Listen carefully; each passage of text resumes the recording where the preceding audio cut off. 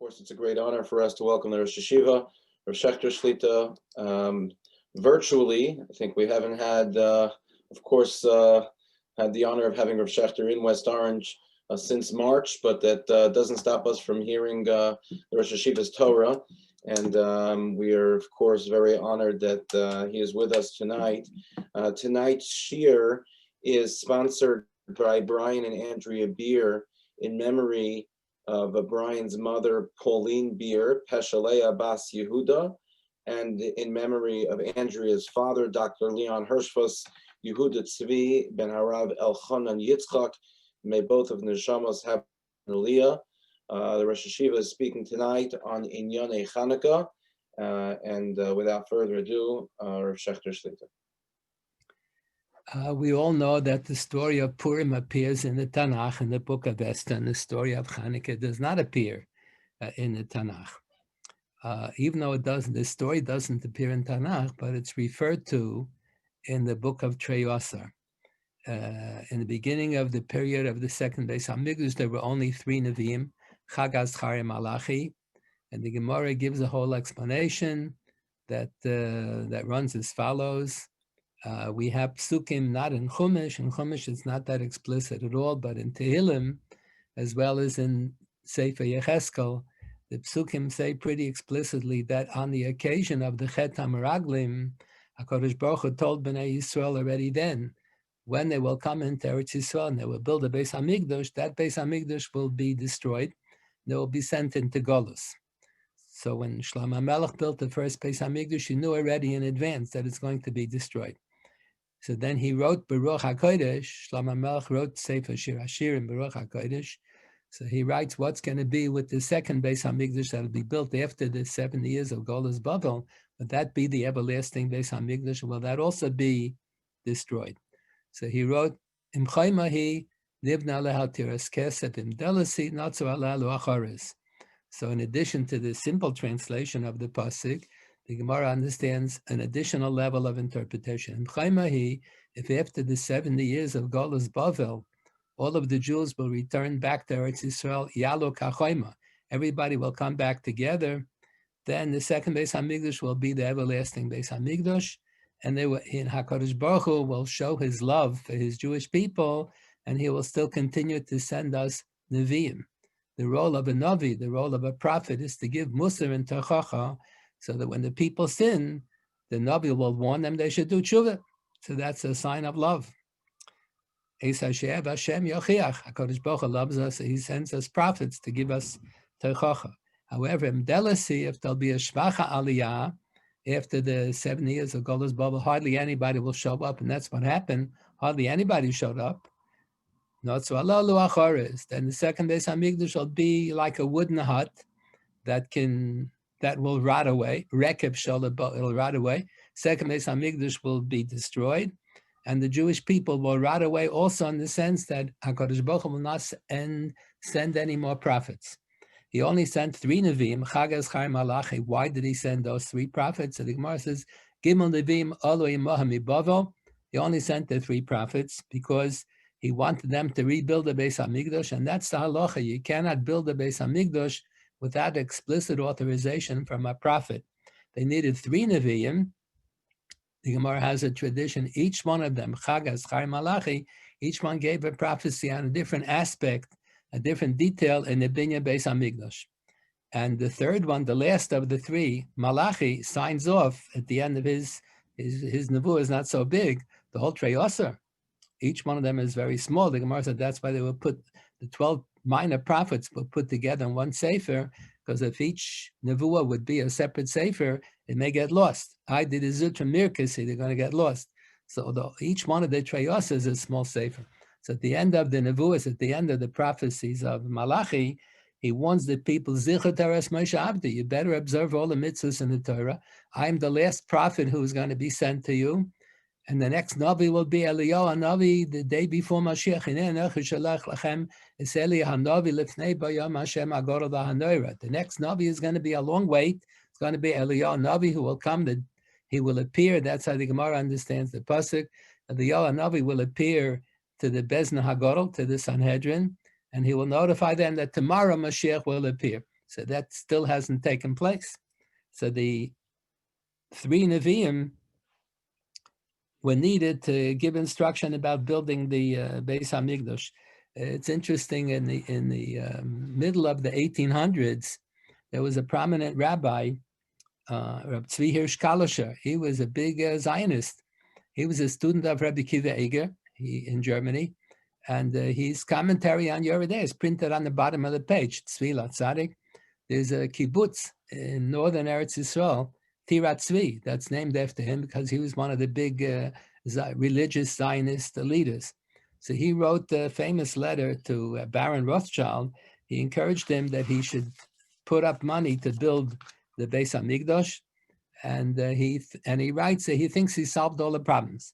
You have to know where to build the Beis HaMikdash. You have to know how big the Mizbech should be. You have to know who Kohanim are. We're not so convinced that the Kohanim are actually Kohanim today. You have to wear big dekuna. You have to wear tchelis and the big dekuna. So he wrote a whole sefer called Drishas Tzion.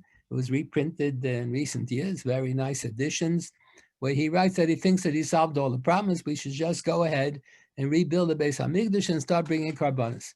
The one issue that he didn't solve when he published his open letter to Baron Rothschild, encouraging him that he should put up the money to build the Beis HaMikdash, the one issue that he did not solve was what was pointed out by the Rabbanim of his generation.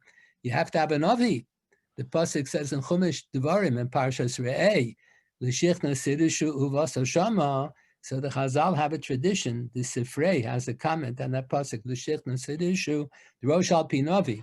If you want to build the Beis HaMikdash, even if you want to rebuild the Beis HaMikdash, not only the first Beis HaMikdash, even if you want to rebuild the second Beis HaMikdash, everything on the same location as the first Beis HaMikdash, you can ascertain where everything was based on archaeological findings. You still need a Navi. That's Allah. So that's what the Rabbanim said in that generation. That was their response to Rav Schacher's suggestion. You have to have a Navi. So the first of the 3 Nevi'im who appeared, who came back from Bavel, Gimel Nevi'im Olei Ma'im Bavel. 3 Nevi'im are amongst the 24,000 Jews who came back from Bavel. There were hundreds of thousands of Jews in Bavel, but they didn't want to come back to Eretz Yisrael. It was a very shvacha aliyah at the end of the 70 years. So the Gimel Nevi'im, the first one was Chagai.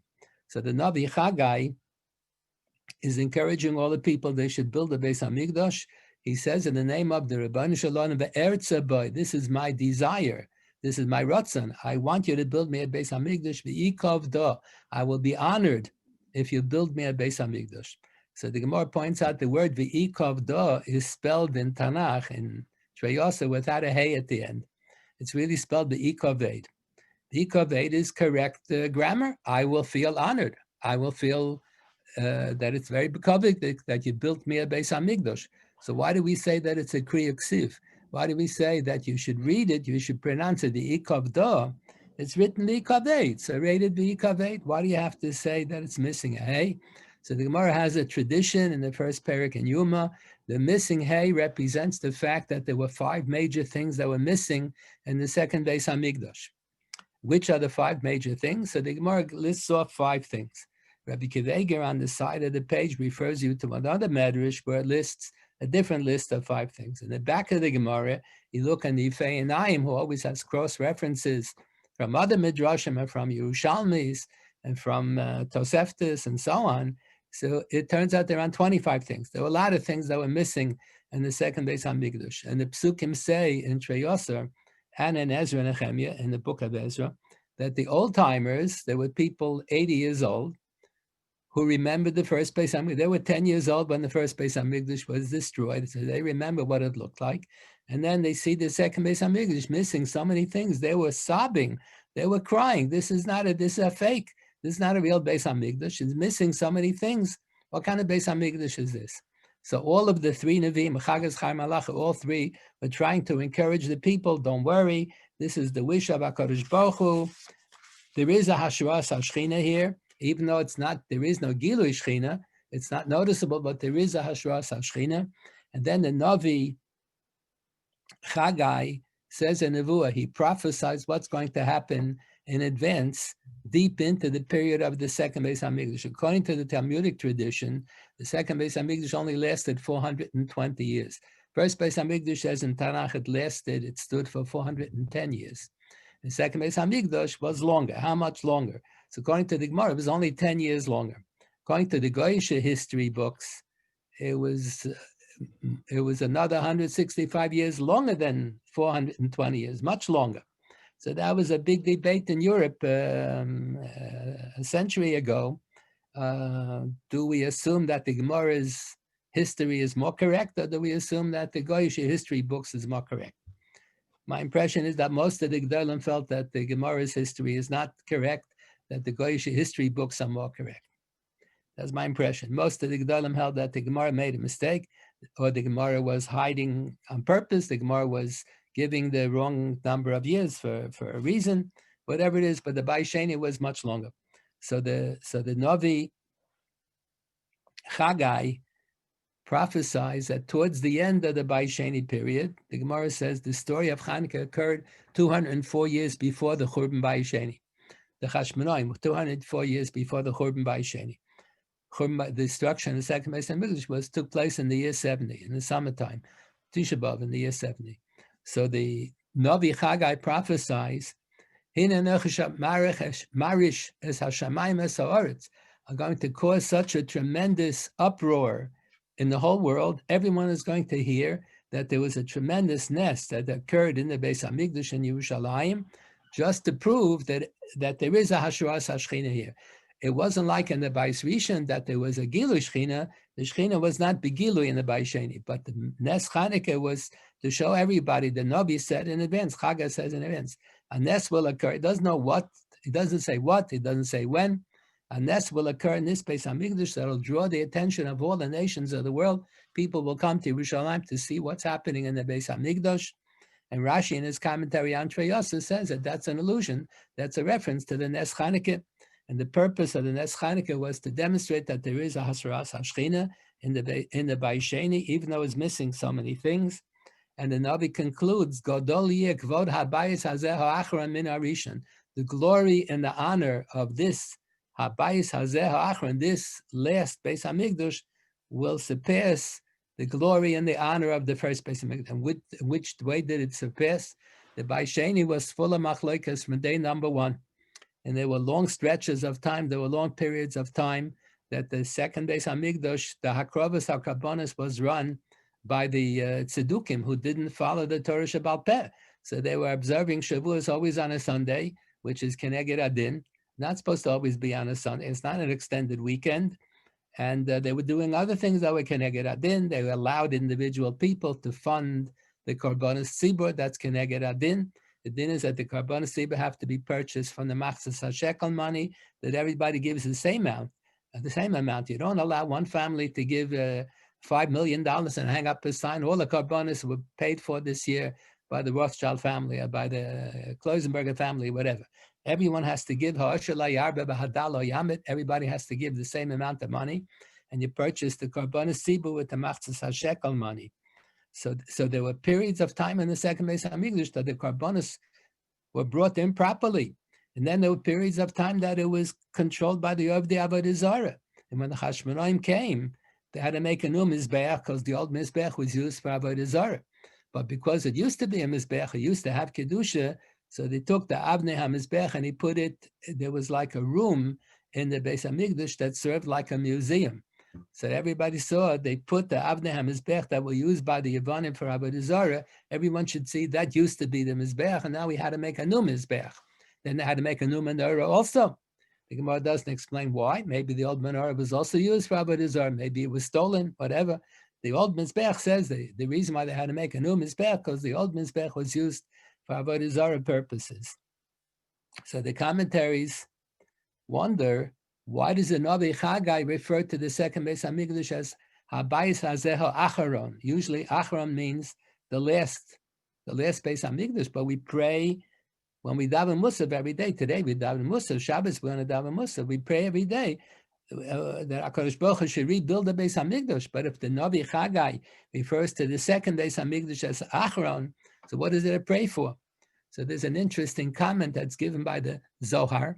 The Zohar says, when the Navi said, Godel yakvod habayis hazeh ha'acharon, this hazeh, this Beis HaMikdash is a reference to the second Beis HaMikdash.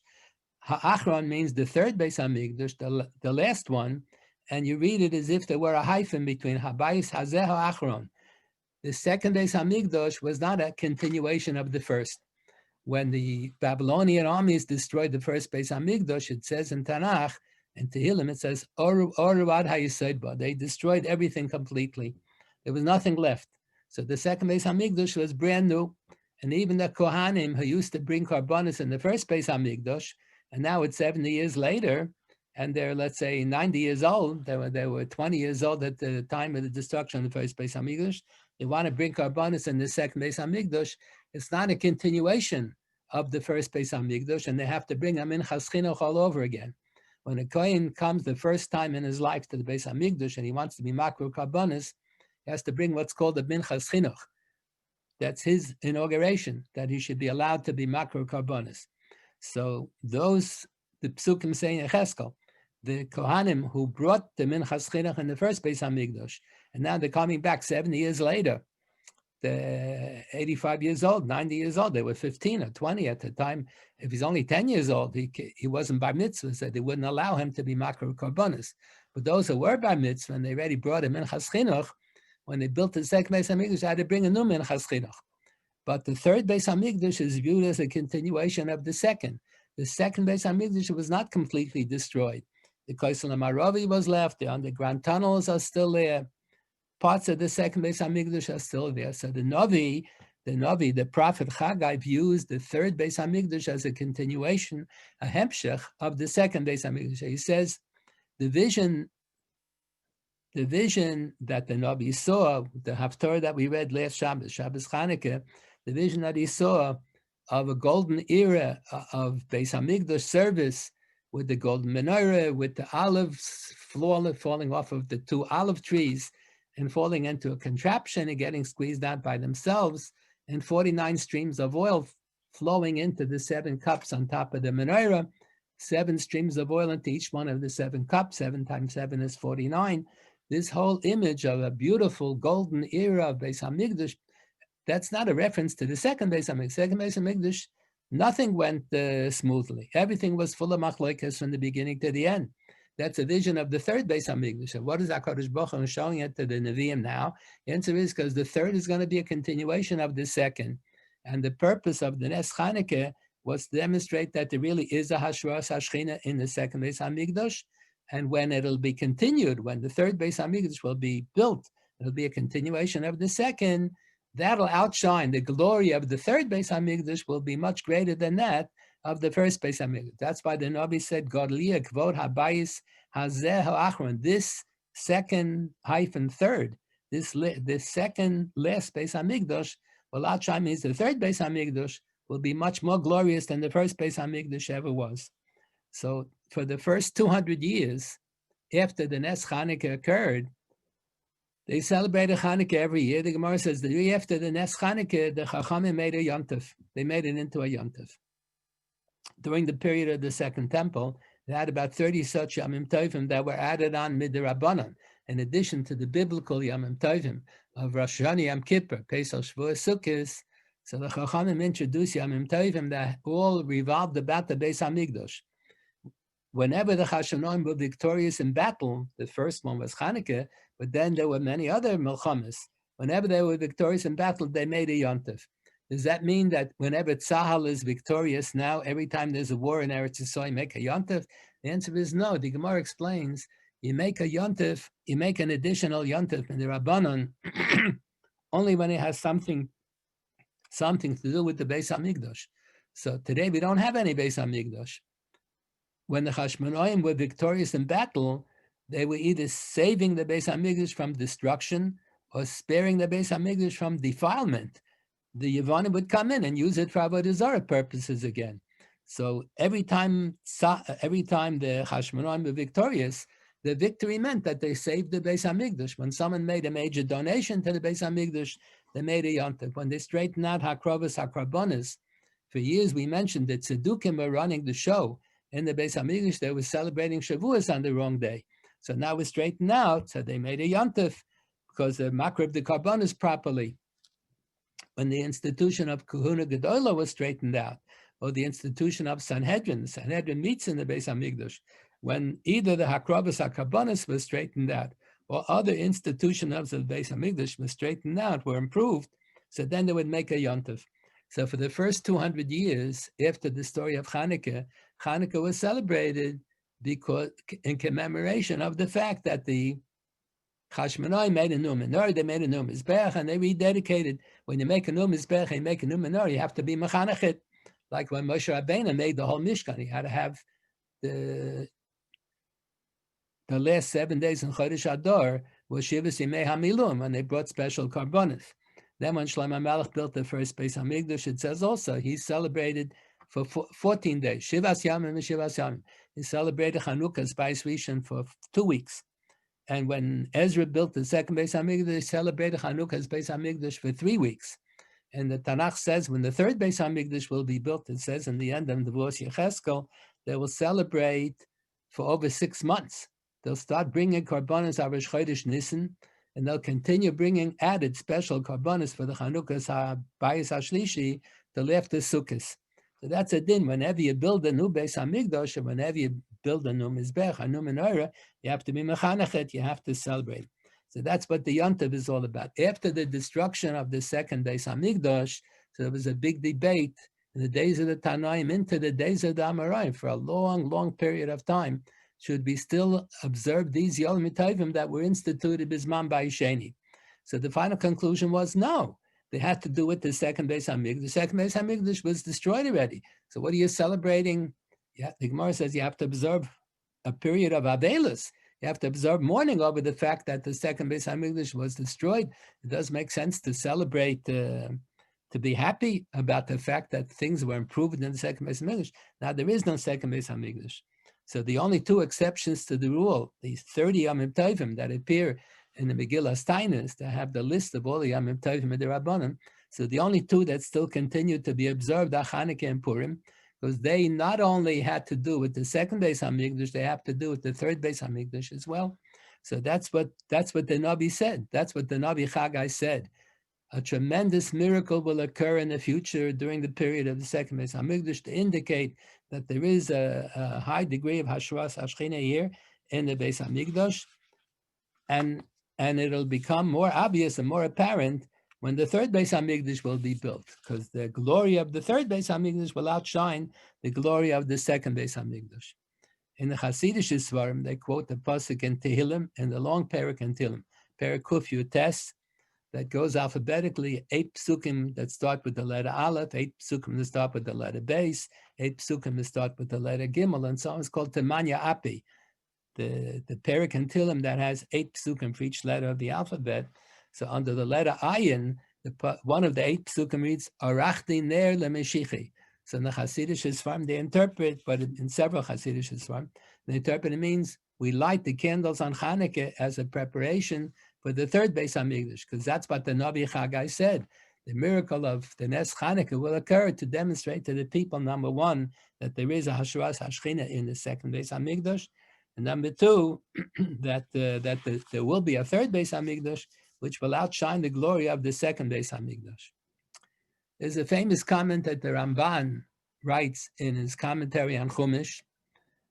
He writes, these Chashmonaim were big tzaddikim. He refers to them as Chasidei Elyon. They were very holy Chasidim, very pious. The Rebbeinu Shalom made nisim for them. They started a war they didn't think they stood a chance of winning. It was Rabbi Miad Biatim and Giborim Biad Chaloshim. They didn't, B'derech HaTeva, they didn't stand a chance of winning the one. The Rebbeinu Shalom made nisim for them. I was speaking earlier today about Rabbi Fabian Schoenfeld, just passed away this week. So he was one of the early students of Rabbi Soloveitchik. At that time, in the 1940s and 1950s, everybody thought Orthodoxy was going to disappear in America. Rabbi Soloveitchik insisted you have to have a mechitza and you can't have a loudspeaker and this and that. He kept on insisting, and they really thought they didn't stand a chance of succeeding. And then miraculously, the The conservatives almost disappeared now. They kept on getting weaker and weaker. Now they're selling their library. They're closing down the Jewish Theological Seminary is practically closed. And the Orthodox picked up tremendously. They were fighting a battle at that time that they didn't think that they stood a chance to win. That was like the Hashmonaim. They were fighting them out. They didn't think they stood a chance to win. It was a miracle that they won. So the Ramban raises the question, so what went wrong? How come the Gemara tells us that a few generations later, the descendants of the original Hashmonaim were killing each other? There was a big battle between Hyrcanus and Aristobulus. There were two brothers who should take over the kingdom in Eretz Yisrael. And they were fighting each other, and they practically destroyed all of Eretz Yisrael because of their war. The Beis Hamikdash was still standing, and the Gemara says they destroyed so much of the farms in the area near Yerushalayim. On Pesach, you have to bring Minchas HaOmer, so they had to go travel far away from Yerushalayim to get some barley grain for the Minchas HaOmer. Then for Shavuos, they had to bring the Shtei HaLechem. They had to travel even further to find a farm where they had wheat growing. They had their Milchama was so fierce. They were killing each other. So the Ramban wants to know what went wrong. So he suggests because they violated, we're not sure. Ramban suggests because they violated the tzavua of Yankov Avinu. Tzavua is Hazaken. He refers to Yankov Avinu as the grandfather. Yankov Avinu in Parshas Vaychi gives a bracha to each one of the children. So when he gives the bracha to Yehuda, he says, Lo Yasser Shevet mi Yehuda. The government over the Jewish people should always be from Shevet Yehuda. That's Malchus Beis David. It's from Shevet Yehuda. And when they established a Jewish government, the Hashmonaim were Kohanim from Shevet Levi. They took over the government. So he says, this was Shaloi Kedin. That's what the Ramban thinks. This one Shaloi Kedin. So because of that misstep, because of that mistake, so that's why a few generations later, everything fell to pieces, and the whole Beis Hamikdash was destroyed. Everything was destroyed. This is a question Rav Soloveitchik used to point out when the Rambam writes over the story of the Hashmonaim and the Nes Chanukah. He writes, Eingerechnet, including this as one of the milas. This is what we're celebrating, that when they established the government was run by the Kohanim. That's one of the milas. Why? So they said because the Kohanim were like the rabbis. So the rabbis were running the government, so there was more Yirah Shamayim and more Shmiras HaMitzvahs. They were getting all the people to observe more mitzvahs with Mesiras Nefesh. So the Rambam doesn't agree with the Ramban that this was improper. The Rambam thinks that that's one of the things that we're celebrating about, that the government was controlled by the Kohanim, who were the tzaddikim, and there was more Shmiras HaMitzvahs. But the Ramban thinks that was improper, that it wasn't right. It's interesting, there is a sefer that's very popular in the yeshivas, the Minchas Chinuch, a sefer on all the Taryag mitzvahs. Rabbi Soloveitchik loved that sefer as a child. He said he learned the whole sefer, he completed the whole sefer before his bar mitzvah. He said his mother would always tell him he should go to sleep, so he would hold this sefer under the blankets. He was a rebellious child. He would be reading the Minchas Chinuch under the blankets, and he finished the sefer before his bar mitzvah. And every mitzvah, each one of the 613 mitzvahs, he tries to bring in as many Gemaras as possible to give you a big hekef, a full picture of what the mitzvah is all about. So it's a tremendous sefer. So in the Minchas Chinuch, he quotes Josephus. I'm surprised that he knew who Josephus was. He had a copy of Josephus. Josephus was a Jewish general, at the time of the destruction of the second Beis Hamikdash, but he writes over history that he lived through. He writes a lot about what the Beis Hamikdash was like. It doesn't exactly correspond 100% to the way the rooms of the Beis Hamikdash are described in the Mishnayos. So that's the question, whose description is more authentic, the Mishnah or Josephus's? But there are contradictions within Josephus itself. He has 3 different books in Josephus where he talks about Beis Hamikdash. There are contradictions within Josephus. So it's an issue. We're not sure exactly. So Josephus also writes historical traditions from earlier generations. So he writes a little bit about the Melchemes HaChashmonaim, which was 200 years before the destruction of the second Beis Hamikdash. He writes that Yehuda HaMaccabee was the Mashuach Melchama, when they waged the war against the Greeks. So the Minchas Chinuch raises the question, Mashiach Milchama is a Kohen who has Mashiach b'Shemen HaMishcha. You pour Shemen HaMishcha on his head, and his role is to give a pep talk to the soldiers before they go to battle. So he records that Yehuda Maccabee was a Kohen, all the Chashmonaim were Kohanim, and he was appointed as the Mashiach Milchama. So the Minchas Chinuch raises the question, is that possible? Is that possible? You appoint a Mashiach Milchama by using Shemen HaMishcha. The pasuk in the Rayamim says that towards the end of the Bais Rishon period, Yoshio HaMelech was goinez the Aron with the Luchais, with the Tzintzenes Hamon, with the Shemen HaMishcha in the basement. There was a separate chamber, a separate room in the basement of the Beis HaMikdash. When Shlomo HaMelech built the first Beis HaMikdash, he followed all the instructions that David HaMelech gave him. David HaMelech got the instructions Biksav, in a Megillah Biksav from a Navi, and Shlomo HaMelech built everything according to the blueprint. So he was instructed that you have to have a chamber in the basement. When the time comes, they'll put the Aron with the Luchas in the basement. So that took place towards the end of the period of the Bais Rishon. So the Gemara tells us the whole Bais Sheni period, the Aron was not upstairs in the Kodesh HaKadoshim. There are different opinions in the Tanoim where the Aron was, but it wasn't in the Kodesh HaKadoshim. And there was no Shemen HaMishcha. So how did you make a Kohen Gadol? You need a Kohen Gadol for Yom Kippur. You can't do, a regular Kohen can't do the Avodah on Yom Kippur. All year long you can survive without a Kohen Gadol. But Yom Kippur, you can't bring the Karbanos without a Kohen Gadol. So you can't, if you don't have Mashiach b'Shemen HaMishcha, how do you make a Kohen Gadol? So you can appoint a person as a Kohen Gadol by Merubah Begodim. Kohen Gadol, instead of wearing a uniform consisting of 4 big dekuna, Kohen Gadol would wear 8 big dekuna. So you pick a person, the Melech with Echav HaKohanim would pick a person who's fit for the job. He should function as the Kohen Gadol. They would appoint him Kohen Gadol. He would put on the 8 big dekuna. He would be Makar of Karbanis, and that's how he became the Kohen Gadol. But how do you make a Mashiach Milchama? They had no Shemen HaMishcha. So what are you going to say? Let the Mashiach Milchama go to the Beis HaMikdash and put on 8 begodim like a Kohen Gadol and be Makar Karbanis. So the Gemara says that's not correct. The Mashiach Milchama, when he does Avodah in Beis HaMikdash, only wears 4 begodim.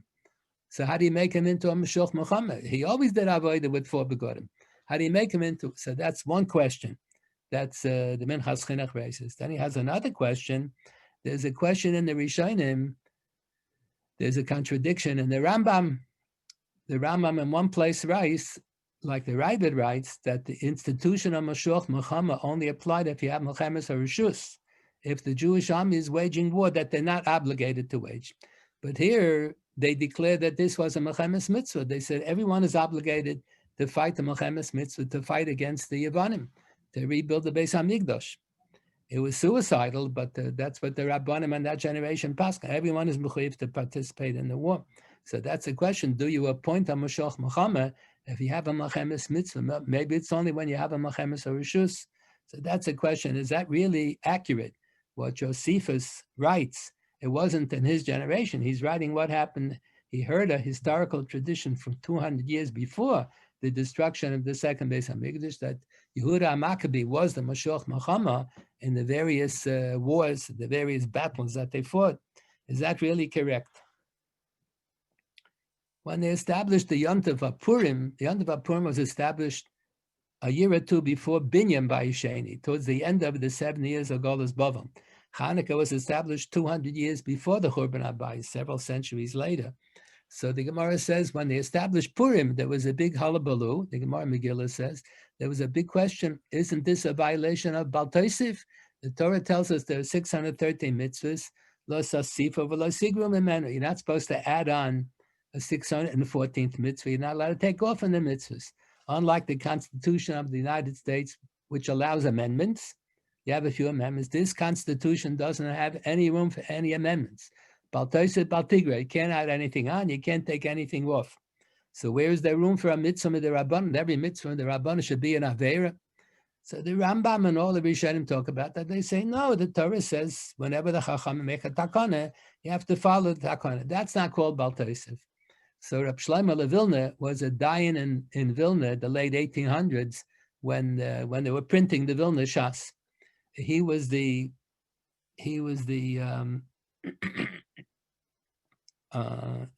corrected the galleys. He was the Magia on the Vilna Shas. When I was a student in yeshiva in high school, one of his grandsons, Rabbi Markellis, taught Gemara in the yeshiva.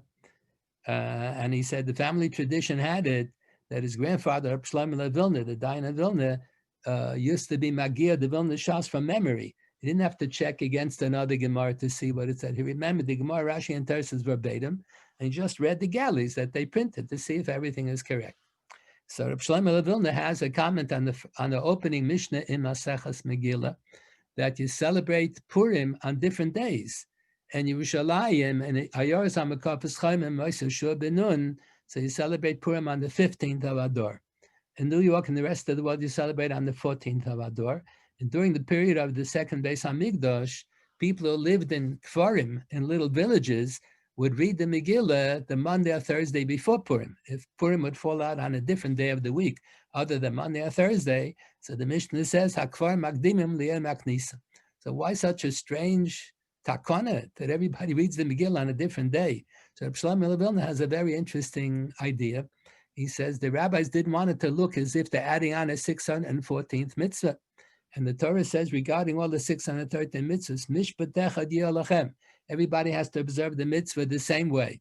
If you want, you can make Mahadran, but the basic mitzvah is the same for everybody. And here by Purim, the basic mitzvah is different. Different communities read the Megillah on a different day. So he says the reason why they set up Purim like that it shouldn't look like it shouldn't even look like you're violating Baal Tosef. It's not like a din deraisa, because dinim deraisa, everybody observes the same way. So Rav Kook has the same comment with respect to the first chief rabbi of Eretz, Rav Kook, in recent years. So he has the same comment with respect to Chanukah.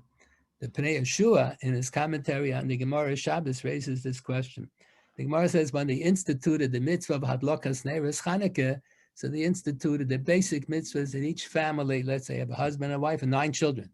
We have 9 children. Now they're all married, they have their own children. But there was a time that we had 11 people in the family. So strictly speaking, the whole family can be yotze with 1 candle on the first night, 1 candle on the second night, 1 candle on the third night. And then if you want to be Mahadrin, then you have each person lights his own menorah. Then if you want to be Mahadrin Mina Mahadrin, so each person lights his own menorah. The first night you light 1 candle, the second night you light 2 candles, and so on. So Pnei Yeshua says, where do you find any other mitzvah that was set up like that milachatchila? They built in a clause that there are 3 ways to fulfill a mitzvah: the basic din, a mahadrin, and a mahadrin.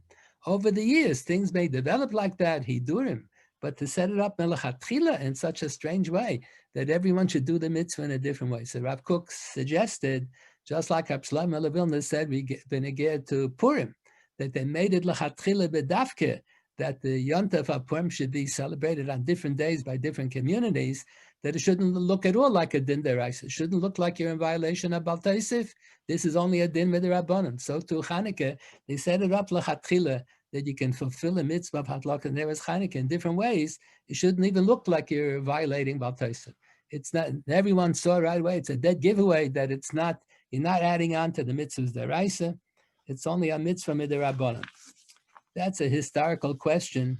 The Gemara says the year after the Nes Chanukah, the Chachamim saw that it seems to be a lasting Nitzach HaMelchama. They won the war last year, and they're still controlling. The Jews are controlling the government, and the Yevanim are not giving them a hard time. So they established the Yom Tov of Chanukah b'Halal b'Hodah, to recite Hallel and to say Valanisim and Nishmana Esrei. And the Gemara doesn't say that they established it the next year. It doesn't say they established it as the Yom Tov to light Neiros Chanukah. The Rambam also writes it like that. The Rambam says the year after the Nitzachon of the Milchama, they made a Yom Tov for 8 days to recite Hallel, to say Alanisim in the davening.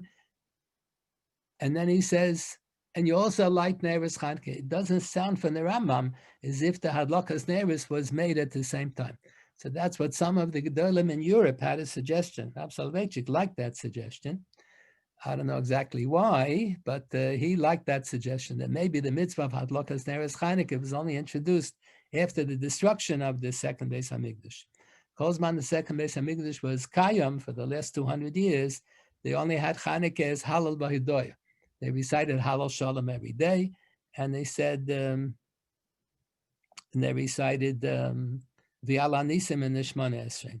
Yeah, in Shulchan Aruch they point out the correct text should read v'al hanisim. We say, "Moedem anachnu loch." We thank you.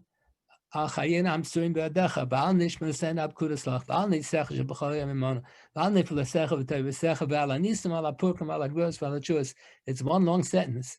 Al this v'al that v'al hanisim al apurkim. And a lot of this Siddurim says al hanisim. So it doesn't make any sense, but it's a title. It's a title of what we're going to talk about. It should be one long paragraph and one long sentence. The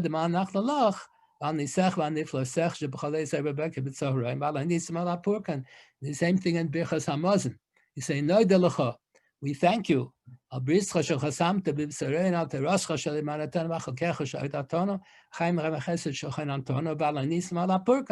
you. For A, B, C, D, E.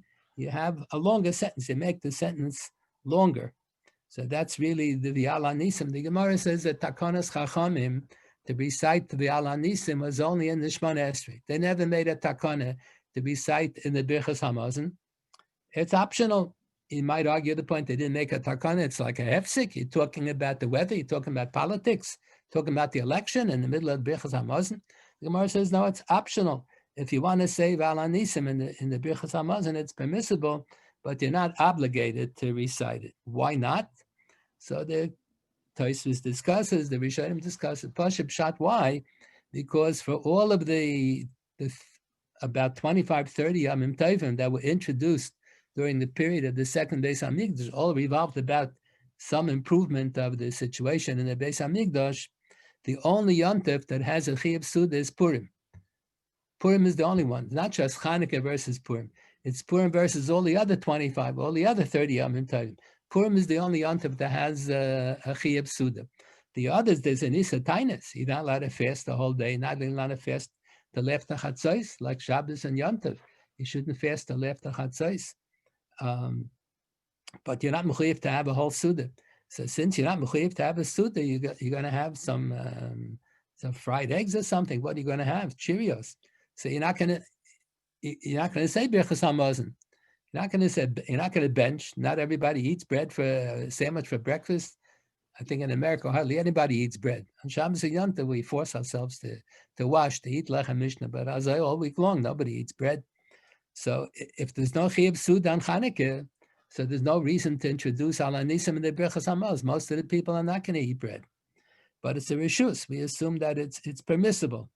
It's not considered a hefsek in the Birchas Hamazon. On Purim, when you're obligated to have a suda, so you have to say al hanisim in the Birchas Hamazon. There's even a dispute. The Magen Avraham quotes an argument among the Achronim. If a person had Sudas Purim and he forgot to mention V'al Hanisim, maybe he's not Yotze even b'di'evet, like on Shabbos and Yom Tov.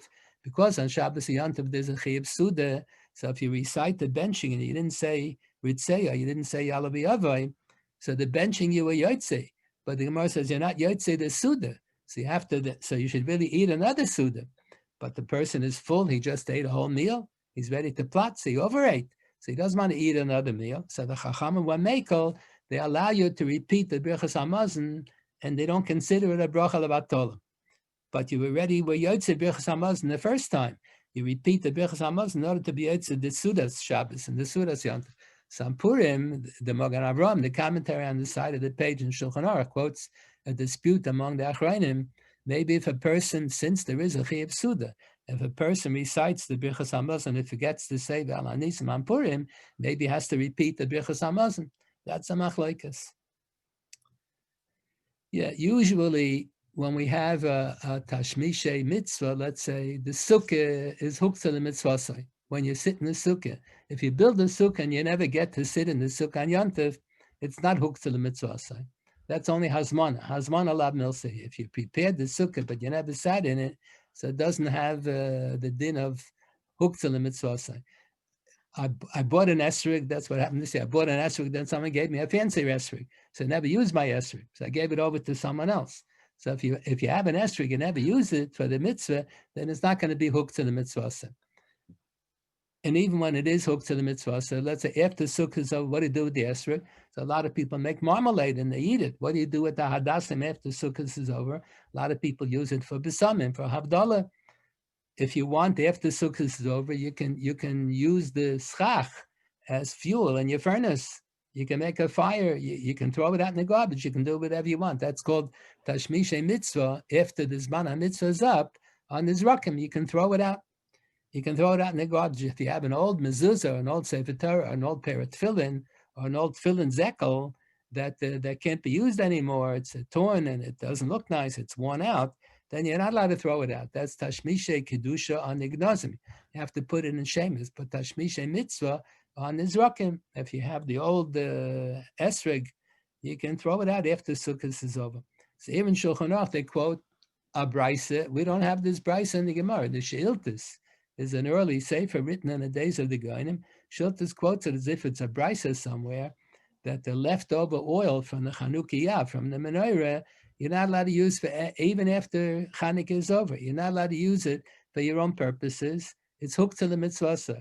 And to save it for next year, to save it for next Chanukah, that's a chashash. To keep it around the house a whole year, someone by mistake may use it for his own purposes. So it's in Shulchan Aruch, you have to dispose of it.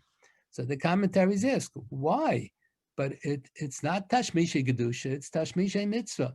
Tashmisha Gedusha is only Sefer Torah, Tefillin, and Mezuzah, we have psukim written. So even the Tefillin Zekala doesn't have any psukim written, or even the cardboard box that you put on the Tefillin to protect it, or even the plastic cover that you put on the Mezuzah, that's Tashmisha Kedusha, because the Mezuzah it has Kedusha, it's Gufei Kedusha, so the Tefillin Zekel, the talus is Tashmisha Mitzvah, and the talus Zekel is Tashmisha Mitzvah. It's not Tashmisha Kedusha. So if you have an old talus, and you buy a new talus, and you don't want to wear the old talus, so you donate it to the shul. The guy by the shul doesn't want it because it's old and yellow and dirty, so he doesn't want it. So I want to give it to a poor man who lives down the block. He doesn't want it either. He looks at it, doesn't want it. So what do you do with the old talus? The Gemara says you throw it out. So the Shulchan Aruch says you shouldn't throw it with the dirty diapers, with the fish bones, with the chicken bones. You put it in a separate bag, and then you throw it out into the garbage. But that's Tashmisha Mitzvah may be thrown out in the garbage after the Zman Mitzvah is up. But the Shemen Shebener Chanukah, for some reason or another, we treat it like Tashmisha Kedusha. Even after Chanukah is off, it's still hooked to the mitzvah. So the Rishonim asks, the Baluiter asks on the Sheiltis, why should it be so? So that's the answer. We follow that opinion. It's against the Gemara. The Gemara says the Chanukah does not have any Kedusha. We follow the Masechah Sofrim, that when we light Neres Chanukah, we recite HaNeres Olal Kodeshem. We treat it, since it's a zecher to the Beis HaMikdash, so we treat it like the Shemen in the Beis HaMikdash, just like the Shemen in the Menorah had Kedusha, literally had Kedusha like a carbon. So we treat the Shemen in our Menorah that's left over as if it were a carbon. If you have a bottle of oil and you poured the oil into the Menorah, you never lit the candles, so that's only Hazmanis, a Hazmana La Mulsihi. So the oil that's left in the bottle, the oil that's left in the menorah, but I never lit it. I never lit the candles.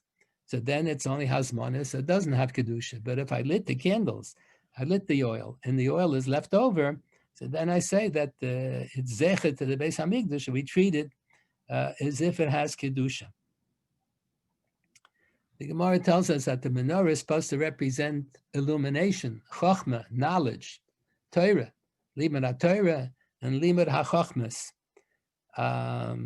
That's why we say Kiner Mitzvah v'Torah Or, that performing mitzvahs gives a little bit of illumination like a candle. Ner is a candle. And Torah Or, when a person learns Torah, that's like a torch. That gives a lot more illumination. So we say, HaKadosh Baruch Hu should illuminate the world for us. The Gemara comments on the pasuk in Baruch Nafshi that we said on Rosh Chodesh in the morning, that the Rebbeinu Shel Olam causes it to be dark, and all the animals come out from the jungle and they're roaming around. What is this a description of? So the Gemara says, this world is like dark, like at night. So the Mesilas Yesharim has a famous comment. He says, at night you can make two types of mistakes. You can see from a distance a human being and you think that it's a lamppost. You can see a lamppost and think it's a human being. So Ba'alam Hazeh, you can make two kinds of mistakes. You can see an Aveira and think it's the biggest mitzvah. You can see a mitzvah, think it's an Aveira. On Yom Ha'atzmaut, 99.99% of the Jews in the world are celebrating and dancing and singing and rejoicing. The Baruch Shalom gave us a gewaltige matana. And less than 1% of the Jews from the Torah Karta, they're sitting on the floor and crying. And he's saying kinnis. They think that this is the greatest tragedy that happened since the destruction of the second Beis Hamikdash, Hakamas HaMedina. So which is it? Is it something wonderful or something very sad? So that's Olam Hazeh, Damel Laila. So we pray to HaKadosh Baruch Hu, B'hoyer Reneinu B'Sarasecha. He should teach us Torah. It should illuminate everything. So the Greeks thought that their philosophy is giving illumination. They didn't want the Jews to learn the Torah. That's what we say in Avial Anisim. They made Gzeris against learning of the Torah, got teaching Torah in public. They wanted everybody to pick up Greek philosophy. And the Chazal have a comment, a famous comment in the Medrash Bereshis Rabbah, on the Pasuk in Parshas Bereshis, where it says, V'choshech al pnei tahom, when HaKadosh Baruch Hu created the world. So it was dark before he said Yehi. So what is the choshech al pnei tahom referring to? So the Medrash says, Zu malchus shel Yavan. What do you mean, malchus Yavan? The Yavanim thought that their Greek philosophy is illuminating the whole world, and the Tanoim felt that it was a tragedy. That nothing against the Greek language. The Gemara says there's a difference between Lashon Yavanis and Chachma Yavanis. Lashon Yavanis was considered very elegant. The Greek language was considered very elegant, and the Mishnah Megillah says you're permitted to write a Sefer Torah either in Ashuris, the way our Sefer Torah written, Aleph Beis Ksav Ashuris, or Ksav Yavanis. But you can't write a Sefer Torah in any other language, only Ksav Yavanis. So the Lashon Yavanis is considered very elegant, but the Chachma Yavanis was considered a cursed thing. Part of Rabbi Soloveitchik used to speak about this. Part of the Greek hang-up was that they felt they had a different attitude towards labor. They felt that working is only for slaves. Manual labor is only for slaves. Free people should never be farmers and never do any work. Free people should just philosophize. So that's why their science was worthless, because they never believed in experimentation. They would always philosophize. How come the fire goes up and the water goes down? How come the water puts out the fire? Why doesn't the fire put out the water? Everything runs with a svara. And that's not the way the world works. Scientifically, we know you can philosophize from today till next year. That's not, you have to experiment in order to find out how things work. So that's what the Chazal believed in manual labor. They didn't think that manual labor is only for the slaves. They thought that free people should also work hard. Everybody should work. All the Tanaim worked for a living. Most of the Tanaim worked for a living. And then they learned on the side, but everybody had a job. And they always believed in experimentation. Whenever they had a Shaila Metzias, they would always check, what is the Metzias? Yeah, that's one of the things that they had against, Chazal had against the Greek philosophy. They would philosophize about everything.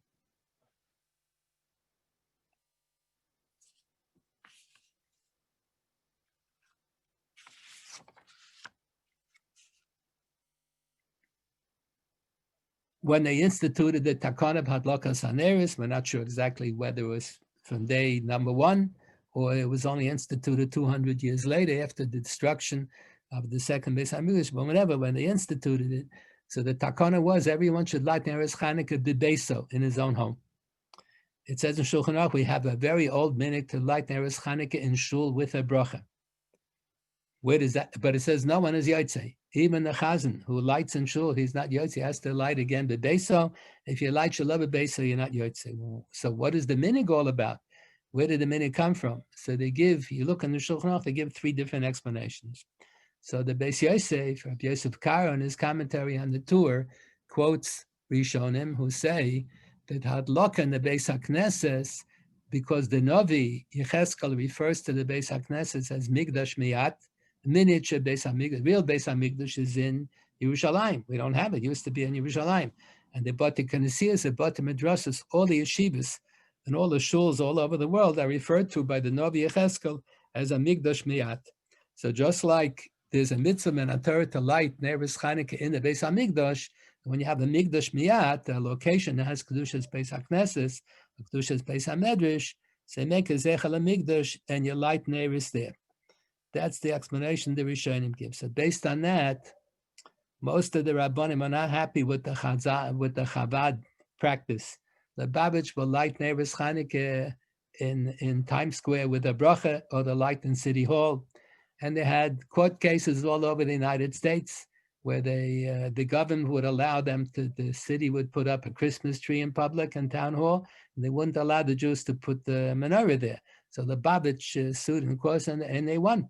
They won all over that the government allows them to light Neres Chanukah with a bracha. Wherever they're allowed to put a Christmas tree, so we're allowed to put a Chanukah. So most of the Rabbanim felt that that was not proper. You can put a menorah, but you can't say a bracha.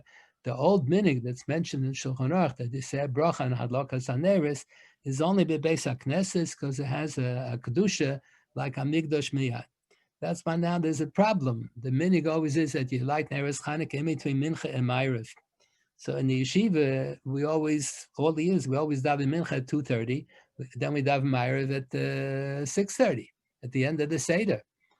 So then, and you light the Neres Chanukah at 4:30, right after the Shkia.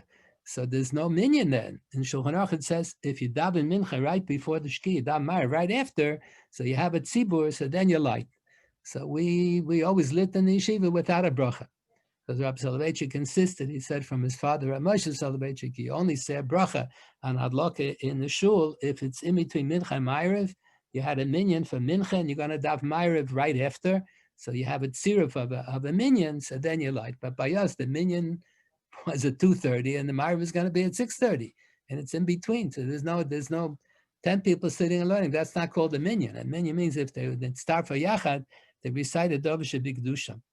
And also now, a lot of the shuls are davening in the parking lot, or a lot of the shuls are davening in the social hall.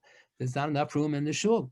So if they're davening mincha ma'ariv somewhere other than the shul, the location where they're davening doesn't really have a kedushas beis hakneses. So I think my impression is the more correct is that you shouldn't say brachim. Maybe Chabad would, they have their own traditions. Maybe they would say bracha, because they say bracha in City Hall, they say bracha in Times Square. But most of the Rabbanim are not happy about that. So they felt you only do hadlaka and shul with a bracha if it's in a location that has a kedushas beis hakneses. Rabbi Yosef Kara writes a different explanation. Why the minig developed that you light neris in the shul. So he says, why is the minig that in many shuls they say kiddush? The Gemara says, no one's yotze with the kiddush in shul. You're only yotze kiddush on Shabbos and Yontif, but makam suda if you're going to eat in the same location. So why is it practice that we recite kiddush in shul? So the Gemara says, because they were always orchim, they were always Jewish bums who would travel from one city to the other and shnora money. And they would sleep over. The shul always had a hegdish. In Europe, they called it a hegdish, a sloppy room, a messy room, where these bums would sleep and they would eat their stay a couple of days, and then they move on to another city and shnara money over there. So the orchim, for them, it's kiddush b'makam suda. So they used to say kiddush to be motzi. The orchim are going to eat and sleep in the room next to the shul. And then the Beis Yosef says, but even though Bisman Hazeh, we don't have that practice anymore. The orchim don't eat and sleep in the shul. So, but that was a takana they made, that you have to say kiddush to be motzi the orchim, just like chazaras hashatz. Why did the rabbis institute repetition of the Shemona Esrei by the Chazan? Because there were people who didn't know how to daven. So even though today, all the people who go to shul daven from the city, they all know how to daven. They instituted Chazaras Hashatz, so the takana remains, even though the motivation for the takana doesn't apply. We don't have an Eina Baki. Everybody today knows how to read from the city. So the same is true regarding Hadlakas Neres Chanukah. That's what Rabbi Yosef Kara writes. The people are going to, the orchim are going to eat and sleep in the shul. So that's Beisam. So for them, they have to light Neres Chanukah. Either they have to light or someone should light for them. So the original practice was that someone would light Neres Chanukah on behalf of the orchim are going to sleep in the room next to the shul. And then the takana remained, even if you don't have any orchim sleeping next to the shul, just like the kiddush remained, so then the chazaras hashatz remain, so the lighting Neres Chanukah remained also. And the Vilna Gaon writes a totally different explanation. The Vilna Gaon writes, he thinks that it's similar to the passage in the Masechah Sofrim that on Leil Pesach, after you finish davening Ma'ariv in shul, everybody says Hallel in shul with a bracha. What's epis? Hallel is really part of the Seder. When you say the Haggadah, Hallel, part of the half of the Hallel is before the meal, and the other half of the Hallel is after the benching. So you divide up the Hallel. So why do you say Hallel in shul? That doesn't appear in the Gemara. The answer is, at some point in history, they made a takana. We're not sure exactly who, Masech Sofrim was written by the Goinim who lived in Eretz Yisrael, the heads of the yeshiva. The yeshiva was called Gaon Yaakov, and the president of the yeshiva was called the Goin. That's Kitzer. The real title was Rosh Yeshiva's Gaon Yaakov, the head of the yeshiva, which was entitled Gaon Yaakov, the pride of the Jewish people. So the Goin of Eretz Yisrael instituted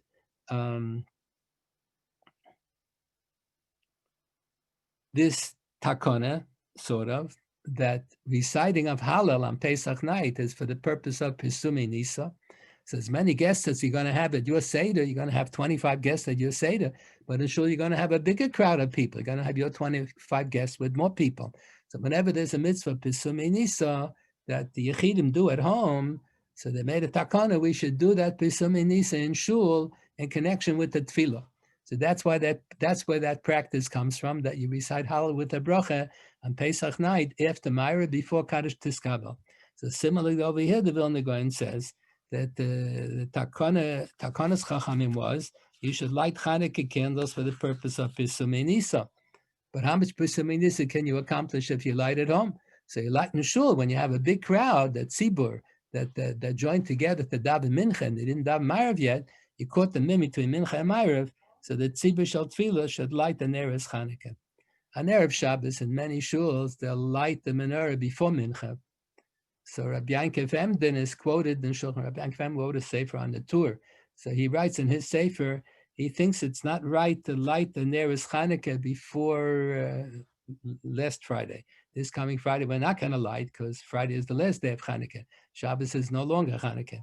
But last Friday, so Rabbi Yankov Emden thinks it's not proper to light the neris and shul with a bracha before mincha if there's no minyan. But if you have a minyan, if you have 10 people, then it's okay. So that's a hadlaka b'tzibur. And Moshe Soloveitchik was not happy about that. He thought it's not enough you have 10 people. His Rabbi Soloveitchik would say, if you have 10 Jews reading the Yiddish newspaper, reading the Morgen Journal, that's called the tzibur. 10 Jews who in the Tztar for Yachad to recite the Davish Bigdusha, they joined together and they davened mincha and they said Kaddish before mincha and after Kaddish Tiskabel after mincha.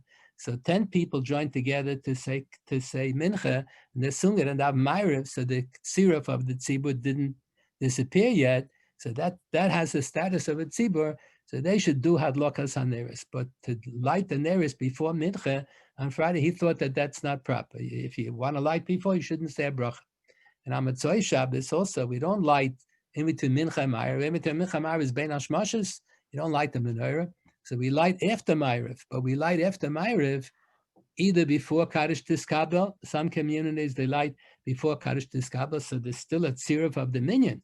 The Tefillah B'tzibur is not over until you say Kaddish Tiskabel, or most places they light the Neres Motzei Shabbos, this past Motzei Shabbos, they light in shul after Kaddish Tiskabel, but before Havdalah.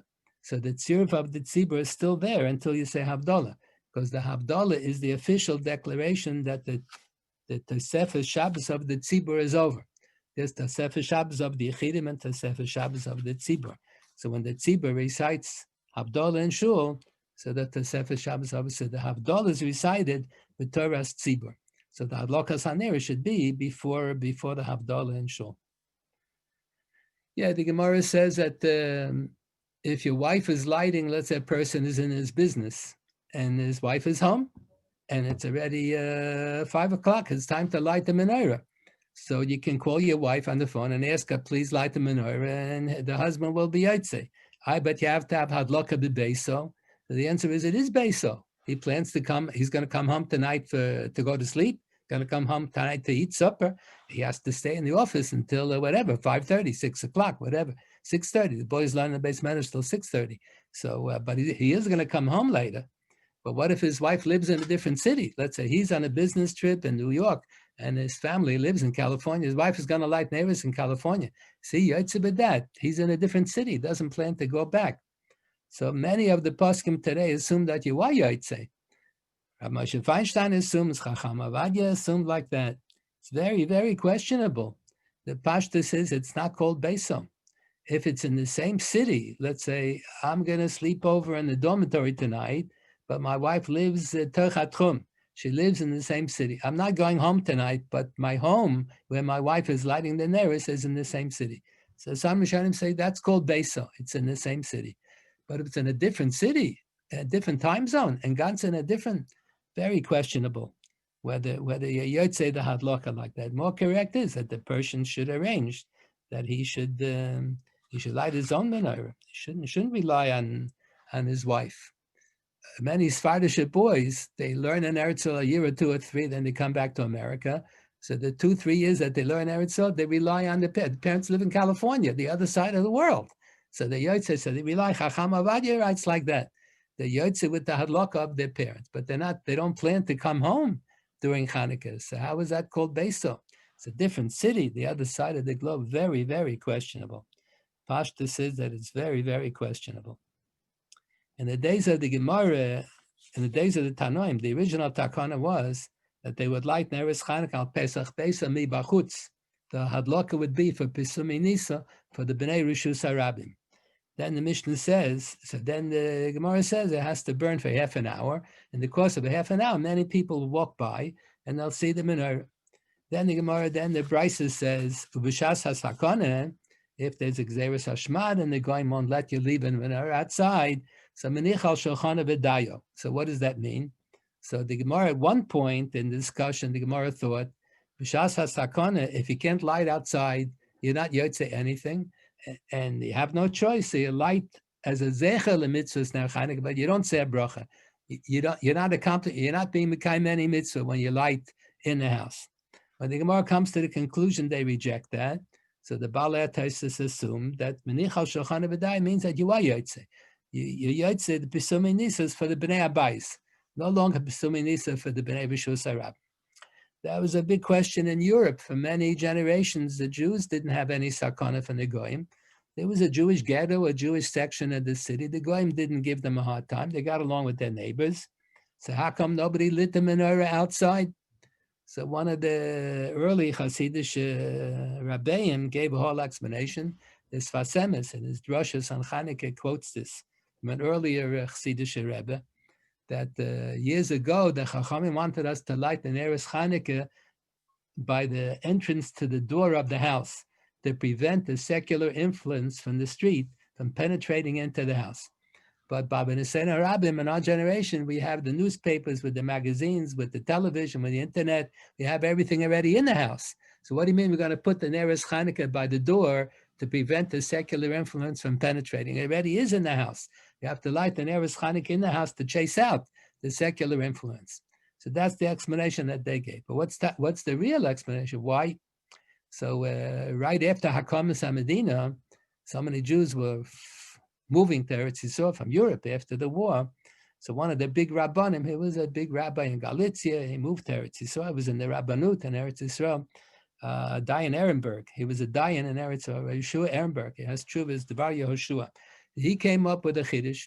He said, when the Brisa says, B'shas hasakana yelait al shulchanai, what the Rishonim write a Lashon is, Mishas hasakana v'yelach. From the time that there was a sakana, from that time on, the takana changed, and there's no longer anything gained by lighting outside. So you gain nothing by lighting outside. Everyone, even Eretz, should light in his house. Everyone should light in his house. His opinion was not accepted.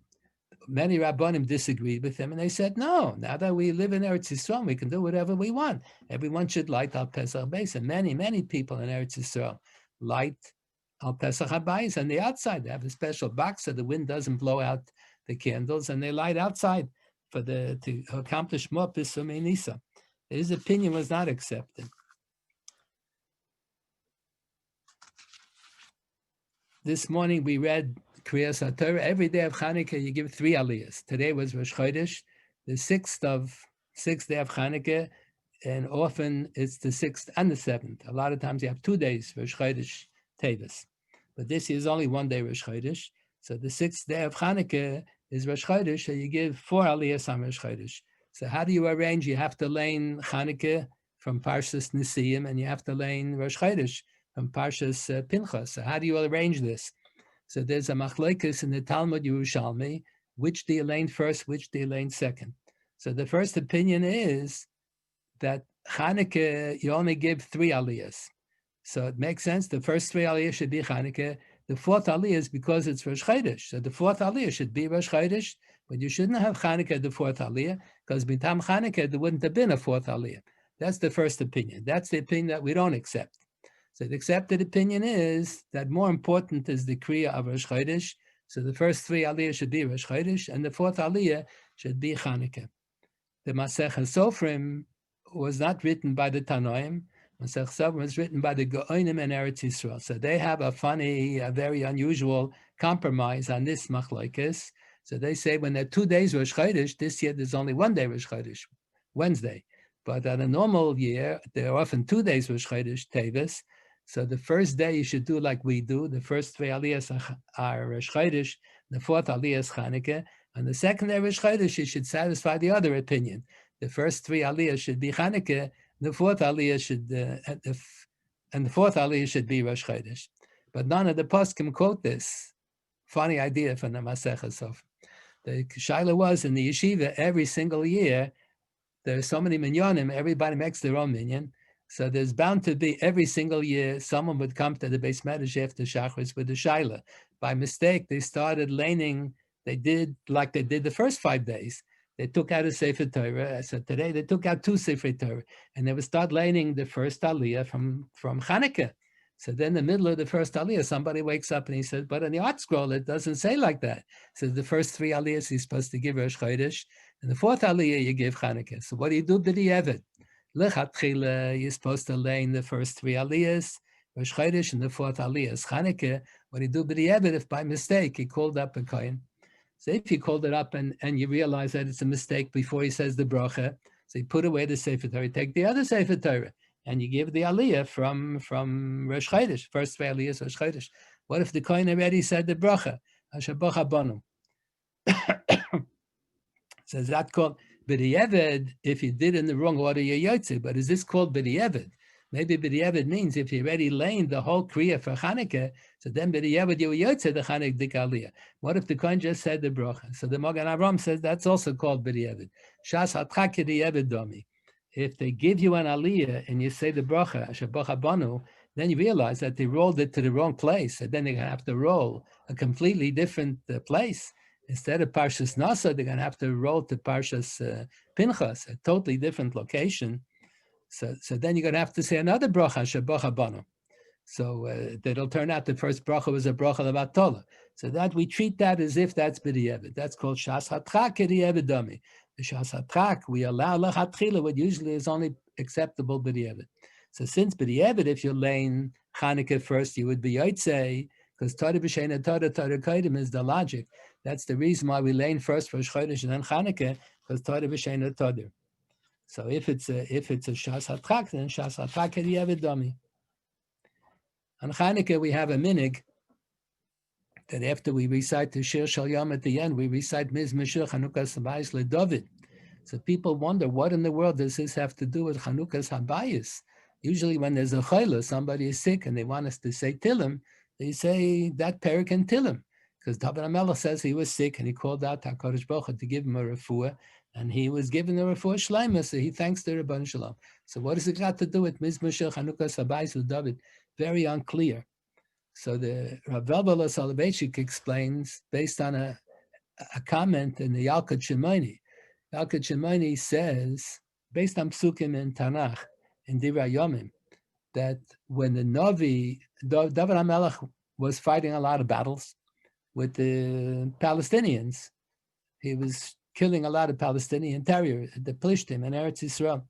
And every time he was victorious in battle, he would set aside all the precious metal, the gold, the silver, and the copper to use in the Beis HaMikdash. And then he wanted to build the Beis HaMikdash. He was disappointed. No, we told him, no, Beis HaMikdash has to be a Makom Shalom.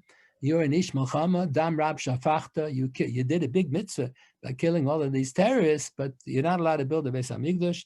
You're going to have a son, Shlomo. He's going to be peaceful. During his lifetime, during his kingdom, is going to be peaceful in Eretz Yisrael, won't be any trouble. He's going to build a Beis HaMikdash. So David HaMelech was given by the Navi, God HaChayzeh, he was given a Megillah Biksav with the blueprint of how to build a Beis HaMikdash. He had to transmit he wasn't allowed to build a Beis Hamikdash. He had to transmit this Megillah B'Ksav to his son Shlomo HaMelech, and he had to transmit it in a standing position. Just like the Kohanim and the Beis Hamikdash, when they're Makriv Karbonis, they have to be standing, and if they sit in the Makriv Karbonis while they're sitting, the Korban is puzzle, you have to do it over. So too, when David was told to transmit the Megillah B'Ksav, the pasuk in the Rayamim, the Gemara goes, "Hakol B'Ksav Meyad Hashem Alai Haskel." Everything was a blueprint in writing, exactly how the layout of the Beis Hamikdash has to be. So David HaMelech was so sick he couldn't even stand up. He couldn't get off of the bed to stand up, and he thought this is going to be the end of the whole plan. He's not able to stand up. He's not able to transmit the Megillah B'Ksav to his son. So he praised HaKadosh Baruch Hu, give me the ability to stand up again. Give me a little refuah. And the minute that he was able to stand up, he gave over the Megillah B'Ksav to his son. And he didn't do the Chanukah Habayis. The Chanukah Habayis is only B'Shas Binyan. The Gemara said, B'Shas Binyan. So when Shlomo HaMelech built the first Beis Hamikdash, so then they made the Chanukah Habayis. David HaMelech prepared this Tehillah, this Perek and Tillim, to be recited at that time. So we recite this Mizmor Shir Chanukah Habayis LeDavid in anticipation of the third Beis Hamikdash, because we today celebrate Chanukah not only in commemoration of what happened, the Nitzochen of the Chashmonaim, 204 years before the Churban Habayis. The Navi said that this Nes Chanukah is going to indicate there's going to be a third Beis Hamikdash. So we are already celebrating in anticipation of the third Beis Hamikdash, like David HaMelech was preparing in anticipation of the building of the first Beis Hamikdash, that he prepared this Tehillah, this Mizmor Chanukah Habayis LeDavid. This year I came across a very interesting comment. I'll conclude with this. The Gemara has a din that the Neris Chanukah, you cannot use an abuka. An abuka is like a Havdalah candle. It has a few wicks and it makes one big flame. You're not allowed to use a big torch. You can use an abuka for Neris Shabbos, for Neris Yontif. For Havdalah, the Gemara says it's a mitzvah min amufcha to use a Havdalah candle with a lot of wicks. The Gemara says whenever there's a din you need a ner, abuka is considered a ner. It's a better ner. What about bedikas chametz? The Gemara Pesachim says bedikas chametz you have to be beidik l'ora ner. So the Gemara says really an abuka is a ner, but there are a few local reasons why you shouldn't use an abuka for bedikas chametz purposes. But why? The Gemara never explains. Why may you not use an abuka for neris Chanukah? So many assume, the Gemara never says the explanation. Many assume that it won't be noticeable that it's Zechel Nes. If you're going to use an abuka, it's dark outside, it's nighttime, so you have to have the chandelier on, you have to have some lights on. So if you're going to have a big abuka, so it won't be noticeable, people won't realize that that's Zechel Nes. It could be that that's the explanation. So I came across this year, someone gave the following explanation. There is an expression that appears, I don't think in the Oitza HaPizgamim, they don't have an earlier source from the Talmud or the Midrashim. The earliest sources from the days of the Rishonim. I think the Drush of Saran, there's an expression, Ma'at min ha'or, derech harbe min ha'choshech. If you have a little candle, that'll chase away a lot of darkness. It doesn't, in order to get rid of all the darkness, you have to have harbe or. But Ma'at min ha'or is derech harbe min ha'choshech. So that's what happened apparently over here.